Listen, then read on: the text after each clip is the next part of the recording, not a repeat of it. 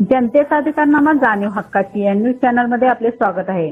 कबनूर दत्तनगर रोडवरील बॅग व पानपट्टी दुकानात अंमली पदार्थ व दारू साठा, दोघांना अटक, शिवाजीनगर पोलिसांची कारवाई।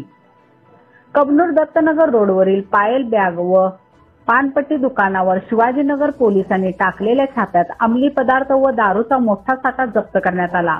या कारवाईत 45,932 रुपयांचा गांजा सदृश ओलसर पदार्थ, देशी विदेशी दारू, गुटखा व भांगेच्या गोळ्या असा मोठा साठा मिळून आला।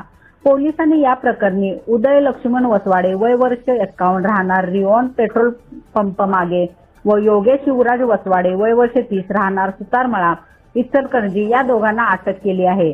पोलीस कॉन्स्टेबल सुनील बाईत यांच्या फिर्यादीवरून गुन्हा नोंदवण्यात आला आहे। मिळालेल्या माहितीनुसार या दुकानातून खुलेआम अंमली पदार्थ, दारू व गुटख्यांची विक्री केली जात असल्याच्या तक्रारी होत्या। त्यानुसार पोलिसांनी कारवाई करून हा साठा जप्त केला। दरम्यान या दुकानाचे बांधकाम बेकायदेशीर असून याबाबत ग्रामस्थांनी वेळोवेळी तक्रार करूनही कारवाई झाली नव्हती। त्यामुळे ग्रामस्थांमध्ये तीव्र नाराजी होती। कारवाईची माहिती मिळताच संतप्त नागरिकांनी दुकान चालकास चोप दिला। पोलिसांनी हस्तक्षेप करून परिस्थिती नियंत्रणात आणली।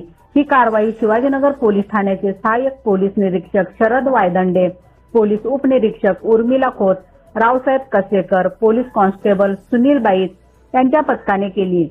या कारवाईनंतर घटनास्थळी मोठी गर्दी झाली होती। News channel